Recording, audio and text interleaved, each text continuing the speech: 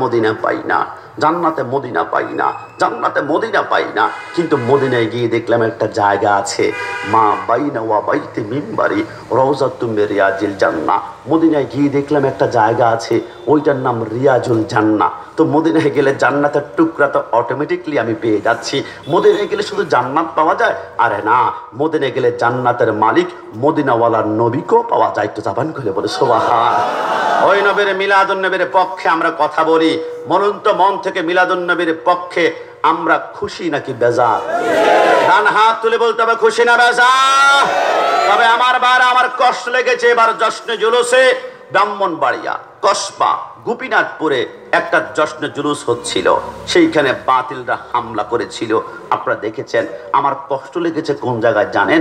ওই জুলুসের মধ্যে 82 বছরের একজন মুরব্বী ছিল, নাম ছিল মোহাম্মদ হাফেজ মমতা সাহেব। আগের মতো দৌড়াতে পারে না, শক্তি নাই, কিন্তু রসুলের মিলাদুন নবীর দিন নিজেকে প্রেমে আর আটকে রাখতে পারে নাই, জুলুসের মধ্যে চলে গিয়েছে। ডান হাতে ছিল লাঠি আর বাম হাতে ছিল নাতির হাত ধরে। সবাই যখন বাতিলরা আক্রমণ করেছিল তখন যুবকরা দৌড়িয়ে চলে গিয়েছে। উনি মুরব্বী, উনি দৌড়াতে পারেন না, তিনি আস্তে আস্তে করে হাঁটতে হাঁটতে পিছন দিক থেকে এজিদের বাচ্চারা, এজিদের প্রেতাত্মারা মাথার মধ্যে এত জোরে বাড়ি দিয়েছিল, মাথার বাটিটা 2 ভাগ হয়ে গিয়েছিল। সাদা পাঞ্জাবি গিয়ে গায়েছিল, কিন্তু ঘরের ভিতরে আসছে দবদবে সাদা পাঞ্জাবিটাকে রক্তে লাল লাল করে দিয়েছিল। এরা মনে করেছিল সুন্নিদেরকে হামলা করলে মিলাদুন নবী মনে হয় বন্ধ, সুন্নিদেরকে হামলা করলে ইয়া রাসূলুল্লাহ স্লোগান মনে আর দিবে না, সুন্নিদেরকে হামলা করলে মিলাদুন নবী ব্রাহ্মণবাড়িয়া আর করবে না। কিন্তু এরা জানে না সুন্নিরা হুসাইনিরা কারবালায় রক্ত দিয়েছে, এখন পর্যন্ত রক্ত দিবে। মনে রেখো, হুসাইনিরা রক্ত দেয়, এজিদিরা রক্ত চুষে খায়। লিখে রাখো, যত যাবে রক্ত সুন্নি হবে সত্য। ডান হাত তুলে বলো ঠিক কিনা? কি আমার কথা ভয় পেয়েছেন? কি আমার কথা রাগ করেছেন? এই জন্য আমরা বারবার আরো বলবো, আছে যতক্ষণ এই দেহেতে প্রাণ, আমি গেয়ে যাব নবীর গুণগান। যত দিকে না বাধা ইবলিস শয়তান, আমি গেয়ে যাব নবীর গুণগান। বলুন না, আমি গেয়ে যাব গুণগান। কেউ করবে সুনাম, কেউ করবে বদনাম, আমি গেয়ে যাব নবীর গুণগান। ডান হাত তুলে বলো ঠিক কিনা? কেউ করবে সুনাম, কেউ করবে বদনাম, আমি গেয়ে যাব নবীর গুণগান। খোদা তুমি মোর রব, খোদা তুমি মোর রব, মোর নবী মোর সব, আমি গেয়ে যাব নবীর গুণগান। আমি গেয়ে যাব নবীর গুণগান। যত দিকে না বাধা, যত দিকে না বাধা ইবলিস শয়তান, আমি গেয়ে যাব নবীর গুণগান। আল্লাহ যে মদিনাওয়ালার প্রতিষ্ঠিত দল আহলে সুন্নাত ওয়াল জামাত, সুন্নিতে আপনাকে আমাকে কবুল করেছে। সবাই জবান খুলে একবার বলি আলহামদুলিল্লাহ। সুন্নি কিসমত কি বাত হ্যায়, সুন্নি তকদির কি বাত হ্যায়, সুন্নি নসিব কি বাত হ্যায়। সর্বপ্রথম আমি একটু আপনাদের থেকে রিয়াকশন চাই, মন থেকে বলুন তো, সুন্নি পরিচয় খুশি নাকি বেজার? দুই হাত তুলে আমাকে বলতে হবে খুশি না বেজার। এবার তাহলে আমার আলোচনার মূল অংশে আমাকে ঢুকতে হবে। আমাকে নির্দিষ্ট একটা সাবজেক্ট দিয়েছে পবিত্র মেয়ারাজুন নবী, কোরআন সুন্নাহর আলোকে আলোচনা করার জন্য। প্রথমে একটি ইমানি কথা বললাম, কারণ আমার কলবে মরিচিকা যদিই থাকে আমল দিয়ে কোনো কাজ হবে না। ইমানটাকে একটু ধারালো করে নিলাম। আমাকে যে সাবজেক্ট দেওয়া হয়েছে, আমি যদি সেই মেয়ারাজুন নবী নিয়ে কথা বলতে যাই, প্রথমে 4টা বিষয় আসবে। মেয়ারাজ কেন হয়েছে আজকে থেকে মনে রাখবেন, 4টা কারণে মেয়ারাজ হয়েছে। 1 নম্বর কারণ, আমরা দুনিয়া জমিনে শাহাদাত পাঠ করি, কি বলি? আশহাদু আল্লা ইলাহা ইল্লাল্লাহ, আমি সাক্ষ্য দিচ্ছি আল্লাহ ছাড়া কোনো মাবুদ নাই। আগামীকাল সকালে আমি প্রত্যেকটা মানুষকে নিয়ে আমি সিলেট জসকোটের মধ্যে যেতে চাই। আমি যদি কাঠগড়ায় দাঁড়িয়ে বলি আমি সাক্ষ্য দিচ্ছি আল্লাহ ছাড়া কোনো মাবুদ নাই, অ্যাডভোকেট আসবে, উকিল এসে বলবে আপনি যে সাক্ষ্য দিচ্ছেন আল্লাহ ছাড়া কোনো মাবুদ নাই, আপনি কি কখনো আল্লাহকে দেখেছেন? আমি যদি বলি না, সচক্ষে প্রত্যক্ষ আমি আল্লাহকে দেখি নাই, তাহলে আপনার সাক্ষ্য ক্যান্সেল করা হবে। কারণ সাক্ষী দেওয়ার জন্য শর্ত হচ্ছে নিজ চোখে আপনি ঘটনা দেখতে হবে। তো আল্লাহকে আমরা কেউ দেখি নাই, কেউ দেখি নাই, কেউ দেখি নাই, কিন্তু সাক্ষী দিয়েই যাচ্ছি আল্লাহ ছাড়া কোনো মাবুদ নাই। আমার আল্লাহ বলে লিখে রাখো, তাম দুনিয়ার সব মানুষ তোমরা মিথ্যাবাদী হতা, আদম থেকে শুরু করে ঈসা রুহুল্লাহ সবাই মিথ্যাবাদী হতা, কারণ কেউ আমি আল্লাহকে দেখো নাই, তবে একজনের কারণে তোমরা বেঁচে গিয়েছ। সুবহানাল্লাযী আসরা বিআবদিহি লাইলাম মিনাল মাসজিদিল হারামি ইলাল মাসজিদিল আকসা। সৃষ্টি জগতে একজন মাত্র আমাকে দেখেছে, তিনি হচ্ছেন মদিনাওয়ালা, তিনি হচ্ছেন দুজাহানের বাদশা। আমার নবী একজন দেখেছে, না হয় সবাই মিথ্যাবাদী, মিথ্যাবাদী, মিথ্যাবাদী। নবী আমার দেখার কারণে তাম দুনিয়াকে আমি আল্লাহ টাস্টাক সত্যবাদী করে দিলাম। যদি বলি সুবহানাল্লাহ। 2 নম্বর কারণ মেয়ারাজ হয়েছিল। অন্যান্য নবীদের উপরে আমার নবী শ্রেষ্ঠ। আমার আল্লাহ বলে এটা বুঝাতে হবে। হযরতে ঈসা রুহুল্লাহ 4র্থ আসমানে অবস্থান করছে। আমার নবী যদি 4র্থ আসমান থেকে উপরে ওভারটেক করতে না পারে তাহলে নবী শ্রেষ্ঠ হলো কেমনে? এই জন্য নবীকে আমি 7ম আসমান ওভারটেক করে বুঝিয়ে দিলাম ঈসা থেকে আমার নবী শ্রেষ্ঠ। 2 নম্বর কারণ হযরত মূসা কালিমুল্লাহ তুর পাহাড়ে উঠে বলেছিল আল্লাহ তোমাকে দেখতে চায়। আল্লাহ বলে লান তারানি, দেখা যাবে না, লান তারানি, দেখা যাবে না। তো মূসাও দেখে নাই। আমার নবী যদি আমি আল্লাহকে না দেখে, মূসার ভিতরে আমার নবীর ভিতরে কোনো তফাৎ থাকলো না। তাই আমার নবীকে আমি আল্লাহ দিদার দিয়ে বুঝিয়ে দিলাম মূসা থেকে আমার নবী শ্রেষ্ঠ। একটু জবান খুলে বলে সুবহানাল্লাহ। হযরত ইদ্রিস আলাইহিস সালাম এখনো পর্যন্ত জান্নাতে তিনি জীবিত অবস্থায় হাঁটাহাঁটি করছে। এখন আমার নবী যদি হযরত ইদ্রিস থেকে শ্রেষ্ঠ হতে হয় তাহলে নবীকে জীবিত অবস্থায় জান্নাত সফর করতে হবে। এই জন্য আমার আল্লাহ বলে মেয়ারাজের রজনীতে আমার নবীকে জান্নাত ওভারটেক করে সিদরাতুল মুনতাহা, তারপর আরশ, তারপর কাবা কাউসাইনি আও আদনা পর্যন্ত সফর করে বুঝিয়ে দিলাম নবী আমার শ্রেষ্ঠ। খালকা সে আউলিয়া, আউলিয়া সে রাসূল, আর রাসূল সে আলা আমার নবী। একটু জবান খুলে বলে সুবহানাল্লাহ। 3 নম্বর কারণ নবীকে মেয়ারাজ ঘটিয়েছি। বিজ্ঞান বলে রাসূলের মেয়ারাজ মানি না, মানি না, মানি না। এই বিজ্ঞান কেন মানুষ না? বিজ্ঞান বলে তোমরা কি জানো না তোমাদের মাথার উপর 5.5 লক্ষ কিলোমিটার উপর একটা জায়গা আছে, এটার নাম মধ্যা আকর্ষণ শক্তি। ওইখানের কারণে তুমি যে কোনো জিনিস উপরের দিকে নিক্ষেপ করলে উপরে যায় না, নিচে চলে আসে। কারণ মধ্যাকর্ষণ শক্তি আবিষ্কার করেছে নিউটন। মধ্যাকর্ষণ শক্তির কারণে উপরে কেউ যেতে পারে না। 50 তলা বিল্ডিং, দুবাইয়ে বুরুজ, আমরা 160 তলার উপরে উঠেও যদি লাফ মারে উপরে যাবেন না, নিচেই চলে আসবেন। মধ্যাকর্ষণ শক্তি বিজ্ঞান বলে সম্ভব না, মুহাম্মদুর রাসূলুল্লাহ যেতে পারবে না। তাহলে আমি বিজ্ঞানকে বলে বিজ্ঞান অন্য কোনো সূত্র আছে কিনা? বিজ্ঞান বলে অন্য একটা সূত্র আছে, ওই সূত্র যদি তুমি ক্লিয়ার করো তাহলে তুমি যেতে পারবা। বিজ্ঞান সূত্র বলো তো। বিজ্ঞান বলে দুনিয়ার জমিন থেকে কেউ যদি একটা পিস্তল হাতের মধ্যে নিয়ে একটা বুলেট উপরের দিকে মারে, ওই বুলেটটা যদি 1 সেকেন্ডের ভিতরে 7 কিলোমিটার অতিক্রম করতে পারে, তাহলে এমন দ্রুতগামী বুলেট অতিক্রম করলে সেকেন্ডে 7 কিলোমিটার, তাহলে মেয়ারাজ আসমানে যাওয়া সম্ভব। ও তাই নাকি? বিজ্ঞান তাহলে শুনো, আমার নবী যে বাহনের মধ্যে করে মেয়ারাজে গিয়েছেন ওইটার নাম বোরাক। বোরাক শব্দটি এসেছে বারকুন থেকে।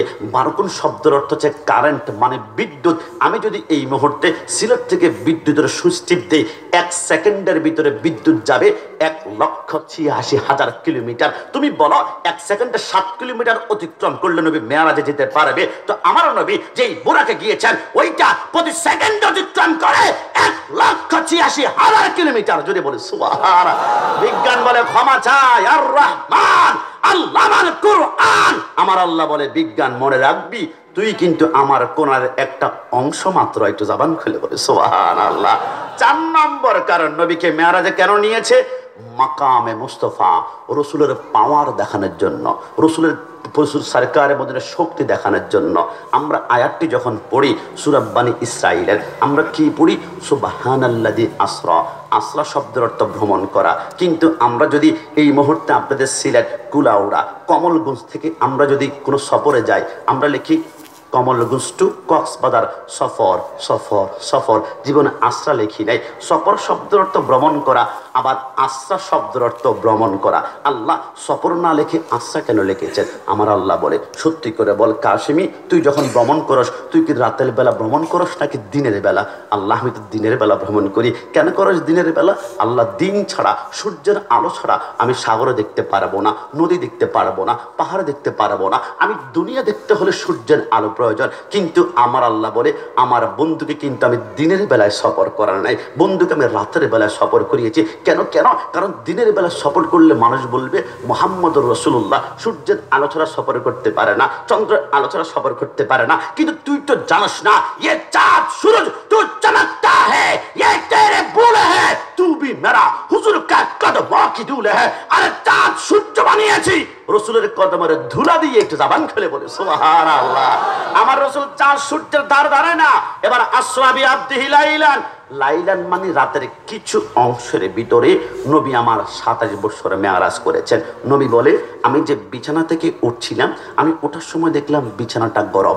আমি 27 বছর সফর করে আসার পরেও দেখলাম বিছানা এখনো গরম। আমি যাওয়ার সময় দেখলাম যে ঘর থেকে বের হচ্ছিলাম ওই ঘরের শিকল এখনো নড়ছে। আমি 27 বছর সফর করার আসার পরেও দেখলাম শিকল এখনো নড়ছে। আমি যে পানি দিয়ে অজু বানিয়েছিলাম, আমি যাওয়ার সময় দেখলাম পানি গড়াচ্ছে।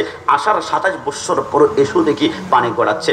আল্লাহ, আমাদের তো বুঝে আসে না, বিছানা গরম থাকবে 5 মিনিট, 10 মিনিট, আধা ঘন্টা, 1 ঘন্টা পরে বিছানা ঠান্ডা হয়ে যাবে, শিকল নড়বে 1 মিনিট, 2 মিনিট, 1 ঘন্টা, এরপরে শিকল নড়া বন্ধ হয়ে যাবে। পানি গড়াবে 5 মিনিট, 10 মিনিট, 1 দিন, কিন্তু এতক্ষণ পর্যন্ত পানি গড়ায় 27 বছর। আমার আল্লাহ বলে, শুনো, তোমাদের ঘরে যদি কোনো দেওয়াল গড়ি থাকে বড়, তোমরা কি করবা? দেওয়াল গড়ির ঘন্টার কাঁটা 12টার মধ্যে রেখে তুমি টান দিয়ে, ব্যাটারিটা টান দিয়ে খুলে ফেলবা। 1 লক্ষ বছরের পরে এসেও দেখবা তোমার গড়ির ঘন্টার কাঁটাটা এখনো 12টার মধ্যে পড়ে আছে। কারণ কি? তুমি গড়ির জান বের করে ফেলেছ, গড়ির প্রাণ বের করে ফেলেছ। একটা গড়ির জান যেমন ব্যাটারি, তামাম দুনিয়ার জান হচ্ছে আন-নাবিয়্যু আওলা বিল মুমিনিনা। খোদার কসম, গড়ির জান যেমন ব্যাটারি, তামাম দুনিয়ার জান মদিনা ওয়ালা সরকারে মদিনা। রাসূলকে যখন আল্লাহ আসমানে নিচে, বিছানা গরম ছিল, 27 বছর পর্যন্ত দুনিয়াকে স্টপ করে দিয়েছে, বিছানা গরমের মধ্যে বন্ধ করে দিয়েছে, শিকল নড়ার মধ্যে বন্ধ করে দিয়েছে, পানি গড়ানোর মধ্যে বন্ধ করে দিয়েছে। কারণ দুনিয়ার জান এখন নাই, দুনিয়া বন্ধ, দুনিয়া স্টপ। আবার 27 বছর পরে নবী যখন সফর থেকে আসলো, দুনিয়ার জান দুনিয়াতে ফেরত আসলো, সবকিছু আমার আল্লাহ আবার চলমান করে দিলেন। যদি বলে সুবহানাল্লাহ। তামাম দুনিয়ার জান রাহমাতুল লিল আলামিন। কোনো সন্দেহ আছে? ডান হাত তুলে বলো, সন্দেহ আছে? 3 নাম্বার হচ্ছে লাইলাম মিনাল মসজিদিল হারামি ইলাল মসজিদিল আকসা। আমরা সবাই শুনেছি রাসূল মেয়ারাজ করেছে প্রথম আসমান, দ্বিতীয় আসমান, সপ্তম আসমান। কিন্তু কোরআন বলে মসজিদে হারাম থেকে আকসা পর্যন্ত। আল্লাহ বুঝে আসে না। আমার নবী বলে, এই উম্মত এদিকে, মসজিদে হারাম থেকে, মক্কা থেকে আকসা পর্যন্ত কোরআন কেন বললো জানো? কারণ এই আয়াতটি কখন নাজিল হয়েছে? যখন আমার নবীর মেয়ারাজ থেকে আসলো আবু জাহেল, আবু লাহাব, উতবা, শয়বা, 70 জন কাফর রাসূলুল্লাহকে ধরেছিল, মুহাম্মদ তুমি নাকি মেয়ারাজে গিয়েছ, কতটুকু গিয়েছ? আমার রাসূল চোখ বন্ধ করলে চিন্তা করলো, আমি যদি এখন বলি আবু জাহেলকে প্রথম আসমানে গিয়েছি, সে কি প্রথম আসমান কি জিনিস বুঝবে?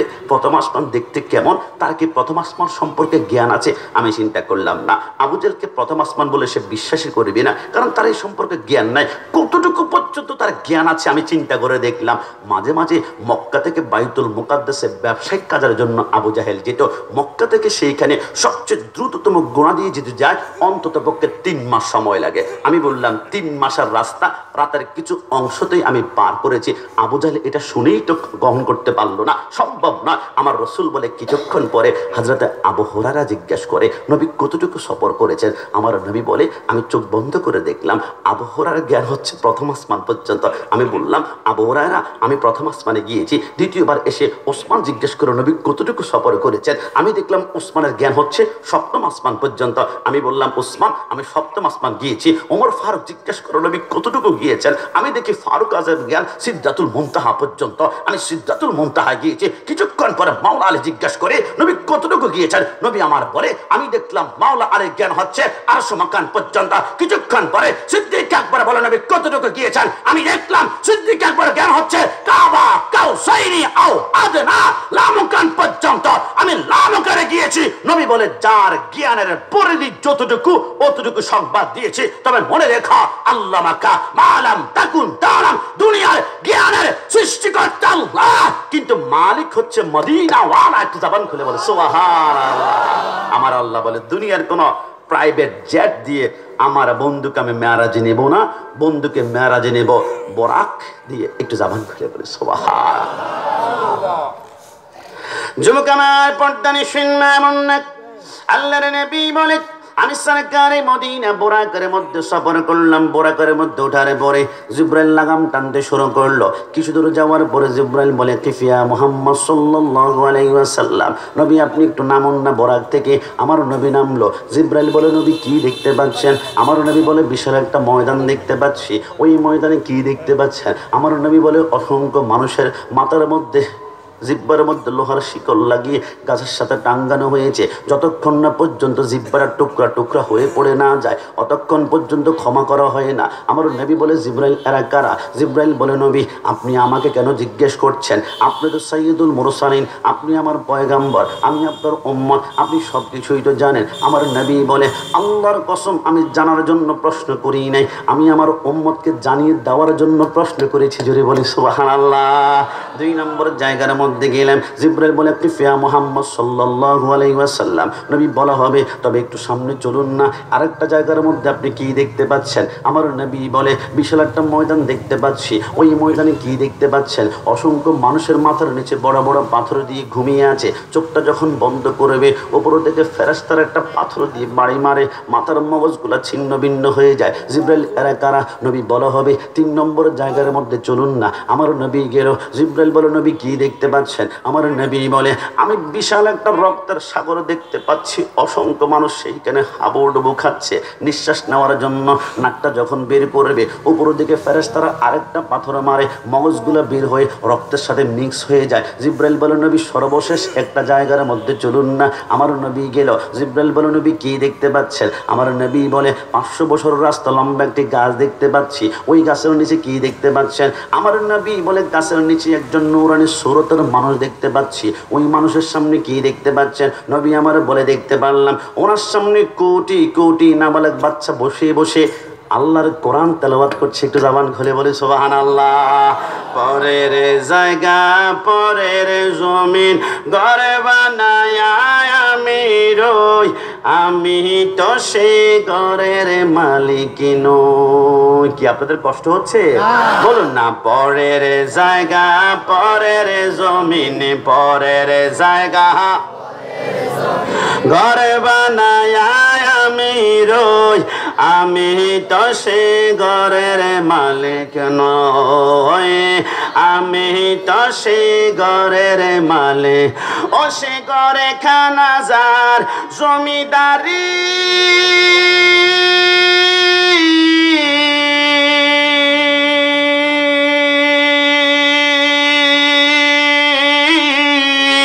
আমি পাই না টাকার হুকুম জারি, আমি পাই না জমিদারের দেখা, পাই না জমি দেখা, মনের দুঃখ কারে কই, আমি তো সে ঘরের মালিক নই, আমি তো সে ঘরের মালিক নই। শেষবারের মতন পরের জায়গা